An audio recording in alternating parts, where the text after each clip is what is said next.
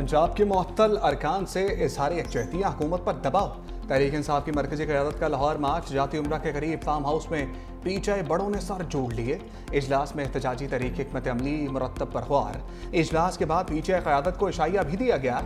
आज press conference में इजलास के फैसलों पर आगाह किया जाएगा।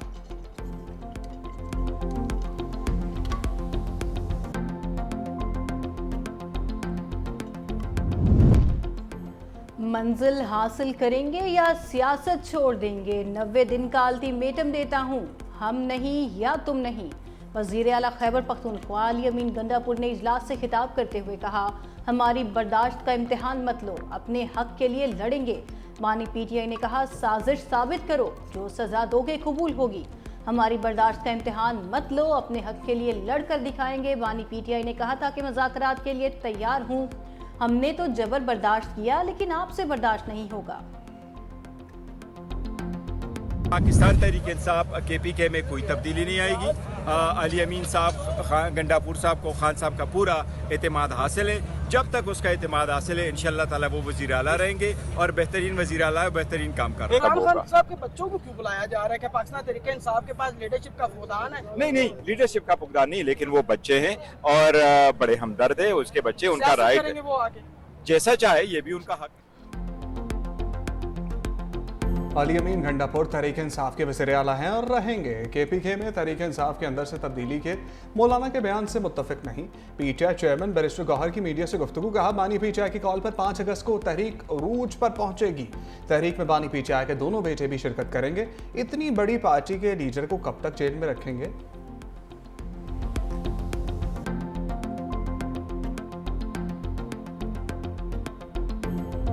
एहतजाज की तो भाई जो उनको काम आता है वो वही करेंगे ना। खैबर पख्तूनख्वा के फिर फंड निकलवाए जा रहे हैं झोंकने के लिए इस तहरीक के अंदर। एमपीएस एमएनएस को धमकियां देनी है उन्होंने कि उनको निकलना चाहिए। तो पंजाब के अंदर अल्हम्दुलिल्लाह पहले भी पंजाब ने रिस्पॉन्ड नहीं किया था, अब भी पंजाब ने रिस्पॉन्ड नहीं करना, तो हमें कोई खास फर्क पड़ता नहीं। पीटीआई को सिर्फ एहतजाज करना आता है, वही करेंगे।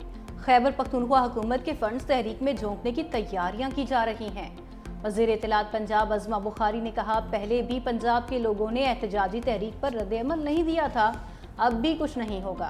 सेहत कार्ड बंद करने पर प्रोपेगेंडा किया गया, ये नवाज शरीफ का मंसूबा है जो जारी है। बलूचिस्तान को पाकिस्तान से कोई अलहदा नहीं कर सकता। दहशतगर्दी को कुचलने के लिए रियासत को अब सख्त एक्शन लेना होगा।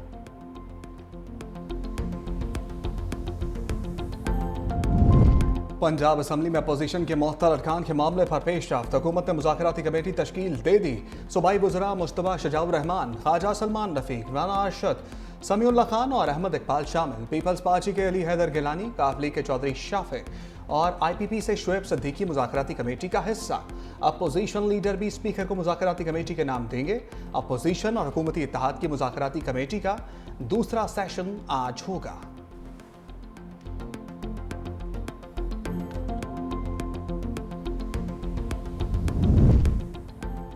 चीफ जस्टिस याहिया आफरीदी की ज़ेरे सदारत सुप्रीम जुडिशल काउंसिल का इजलास। जजेस के खिलाफ शिकायत का जायजा लिया गया। 19 शिकायत मुतफ़िका तौर पर खारिज, 5 शिकायत को मुअख्खर कर दिया गया। सुप्रीम जुडिशल काउंसिल ने जजेस के खिलाफ शिकायत निपटाने पर नाम पब्लिक करने की तजवीज़ मुस्तरद कर दी। Supreme Judicial Council service rules 2025 का मसवदा मंजूर कर लिया गया। साबिक मुशीर एहतसाब शहजाद अकबर को 190 मिलियन पाउंड केस का मरकजी किरदार करार दे दिया गया। नई तहकीकात के मुताबिक शहजाद अकबर ने गैर कानूनी स्कीम का मास्टरमाइंड बनकर पाकिस्तान को माली नुकसान पहुंचाया। शहजाद अकबर ने 6 नवंबर 2019 को काबीना इजलास से पहले राजदारी के माहदे पर दस्तखत किए। माहदे में शरीक मुल्जिम ज़ियाउल मुस्तफ़ा नसीम ने भी दस्तखत किए और सुप्रीम कोर्ट के अकाउंट को रियासत पाकिस्तान का अकाउंट जाहिर किया। शहजाद अकबर ने बदनीयती का मुजाहरा करते हुए FPR, FIA और स्टेट बैंक के नुमाइंदों को रकम की वापसी के मामले में शामिल नहीं किया। शहजाद अकबर, साबिक वज़ीर आज़म और आज़म खान ने 2 मार्च 2019 को NCA से तस्फिया और रकम की मुंतकली मिलकर मनसूबा बनाया।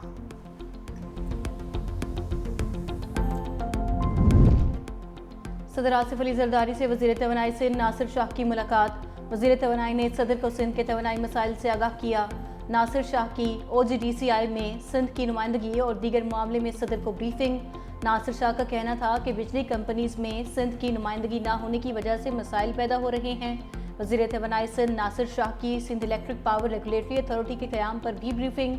सदर आसिफ अली जरदारी का कहना था कि सिंध तवानाई का हब है। सिंध की तरक्की पूरे मुल्क की तरक्की है। सिंध के तवानाई मसाइल फौरी तौर पर हल किए जाएंगे और तमाम तहफ़्फ़ुज़ात को दूर किया जाएगा।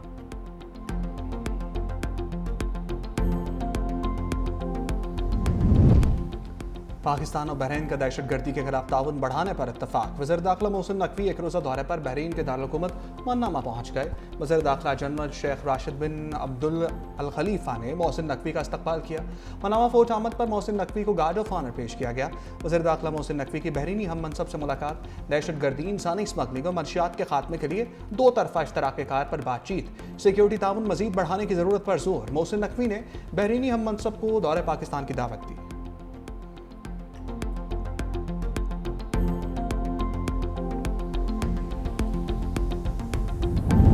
9/11 के इल्ज़ामात के एतराफ़ के बदले सज़ा में कमी का मुआहिदा मुस्तरद। अमरीकी अदालत ने खालिद शेख और दीगर 2 मुल्ज़िमान के खिलाफ 1-2 से फैसला सुना दिया।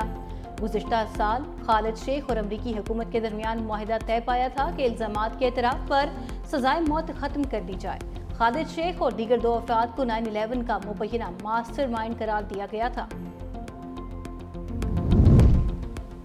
भारत को दिफाई बरामदात के महाज पर बड़ा धचका। ब्राज़ील ने भारतीय साख्ता आकाश मिसाइल डिफेंस सिस्टम खरीदने से इनकार कर दिया। ब्राज़ील भारत की बजाय यूरोपीय कंपनी से जदीद सिस्टम की खरीदारी करेगा। मीडिया रिपोर्ट्स के मुताबिक ब्राज़ील के फैसले को भारत के लिए एक अहम सफारती और दिफाई नाकामी करार दिया जा रहा है।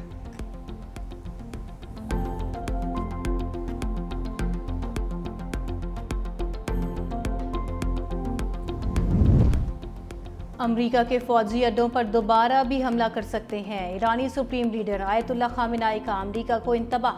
कहा, कतर में अमरीकी बेस को निशाना बनाना बड़ी कार्रवाई थी।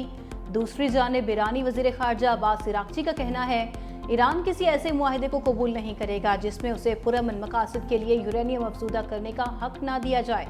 तेहरान में गैर मुल्की सफ़ीरों से खिताब करते हुए कहा, हमने अफजूदगी के लिए कुर्बानियाँ दी हैं, इससे पीछे नहीं हट सकते।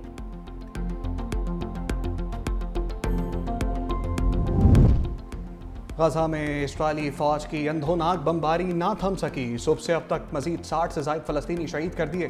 खान यूनस, दीर अल बला, बैतुल्लाहिया समेत गजा के मुख्तलिफ इलाकों पर बमबारी। इंसानी इमदाद के मराकज़ पर भी वहशियाना हमला।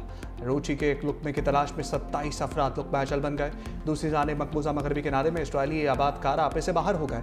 इंतहा पसंद सहयोनियों ने 20 साला फ़लस्तीनी नैयाद अमरीकी शहरी सैफुल्ला मसलत को बेरहमी से तशद्दुद करके कत्ल कर दिया, जबकि एक और फ़लस्तीनी नौजवान हुसैन अश-शलाबी आबादकारों की फायरिंग का निशाना बने। उन्होंने वाक़े को नाकाबिल तसव्वुर जुल्म करार देते हुए अमरीकी महकमा ख़ारजा से फौरी और गैर जानिबदार तहकीकात का मुतालबा कर दिया।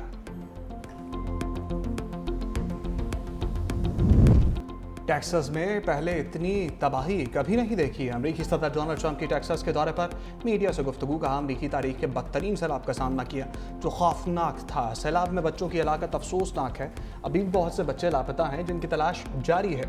इंतजामिया रेस्क्यू वर्कर्स ने बेहतरीन काम किया। उनकी कारकर्दगी को सराहता हूँ। कोस्ट गार्ड्स ने 169 बच्चों की जान बचाई।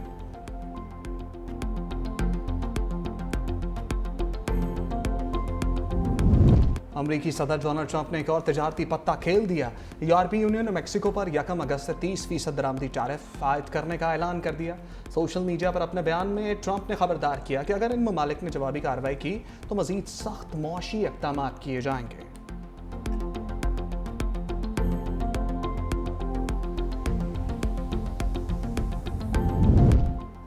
रूस के ड्रोन हमलों से यूक्रेन एक बार फिर लर्ज उठा। मगरबी इलाकों पर ड्रोन्स और मिसाइल की बारिश से कम 4 अफराद हलाक, 14 जख्मी हो गए।